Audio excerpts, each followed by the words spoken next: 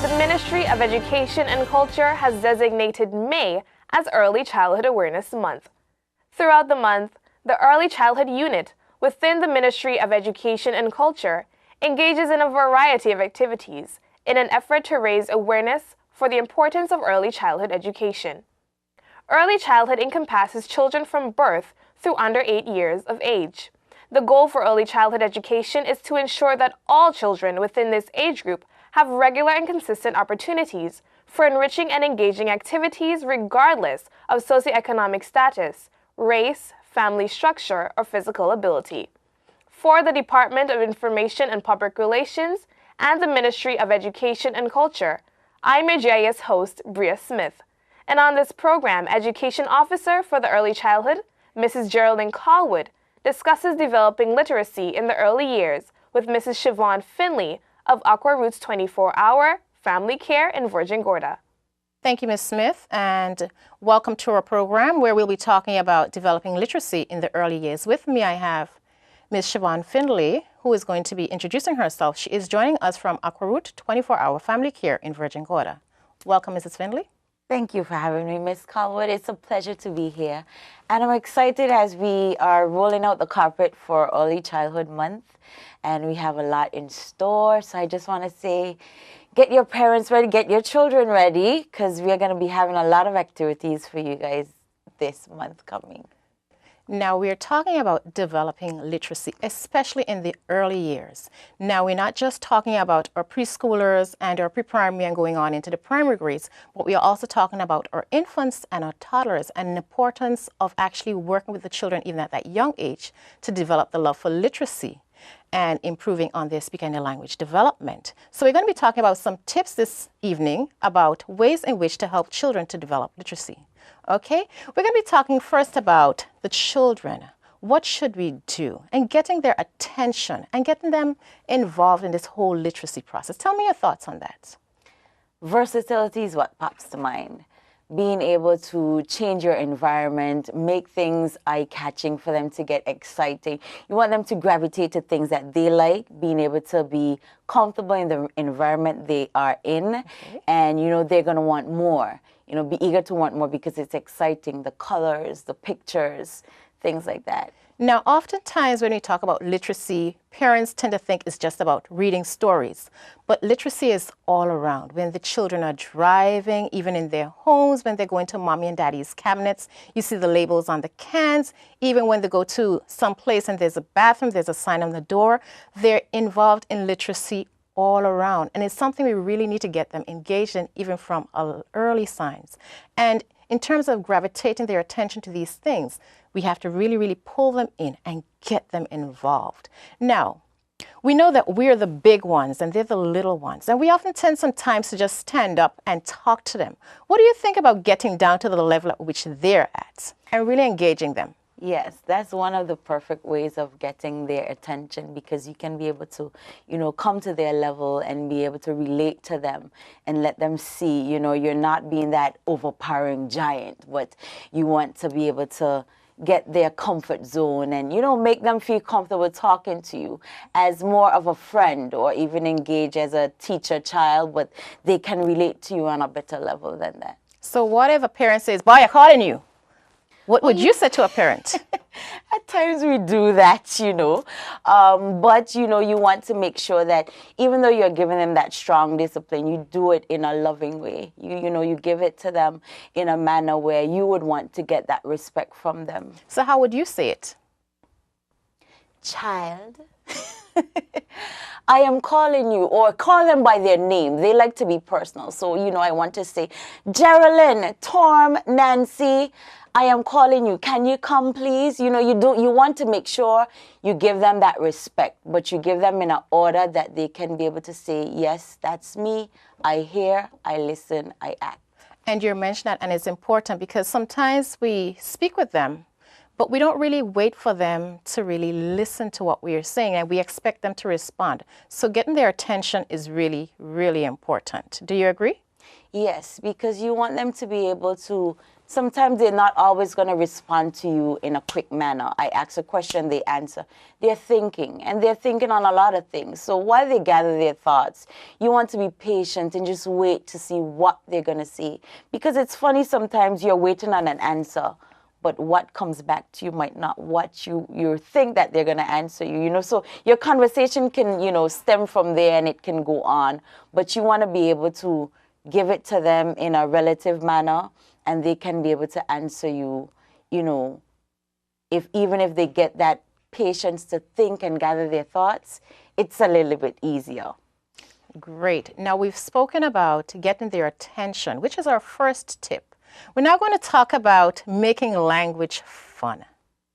Now, that is my love. We can't just read a book and read it any old how, or talk with children and talk with them any old how. We have to make this learning experience a really fun one from them. Can you share some ways in which we can do that? Ways in which you can do that, even from nursery rhymes, singing, clapping. You want to be able to, they love animation. So anything animated, you want to see puppet shows, different things like that. You want to give that versatility so it makes it exciting than redundant. Okay, what about those funny voices? We tend to shy away from changing up and we read in this monotone voice, or we speak in this monotone voice. What about using funny voices? Do you think that is important in actually making learning fun, especially in those tender years? For sure. I mean, at that age, right now, Peppa Pig is the leading cartoon. So even if you come and you have that British accent, as you want them to be able to relate to you, you'll be able to get them because they're fun with it. They know how that sounds, and they can relate it to one of their best cartoons. And I'm going to put you on the spot. Can you make some of the funny sounds that you use with your children in your center? Just a few. A says ah. Ah, ah, ah, ah, ah, ah, ah, ah, ah. I said B says b, b, b, b, b. I like that. Great, great. So you do make learning fun, and we encourage our parents to do the same as well. Yes. Now, what about, remember we're talking about especially the younger ones, so our toddlers who are just developing their language. What about using repetitive language? It has to be simple and it has to be repetitive, because usually we just get them to say one word or two words. How can we really, really help them in this area? Very important, repetitive. Being repetitive, it allows them to be able to say yes at this time. For instance, let me give you an example. During snack time, during story time, if you give them a book, snack time, you give them their snacks, you're allowing them to say, thank you, teacher. Thank you. If her friend gives her something, thank you, and they call them by their name. So now I'm having toddlers sitting around their table, and when they're giving their fruits, if they don't hear the other one say thank you, they're on the side say thank you, teacher. Say thank you. So you know you're listening, and you know you're doing something right because they're hearing you saying it all the time, and now some of them are even telling you, you're welcome. And one of the things I must add is that we're also teaching them new words. Every time we build on their conversation, we're teaching them new words, and we encourage them to do that as well. Now, I'm talking about building, which is another tip. We need to build on what children are actually saying, because they start with one word or a phrase of two, and we really need to build on those areas. How can we build on the language which they start out with maybe one word or two words? For example, a child may be building with some toys, and they say, building house. How can we build on that language? I come along. Can I help you build your house? You use different words.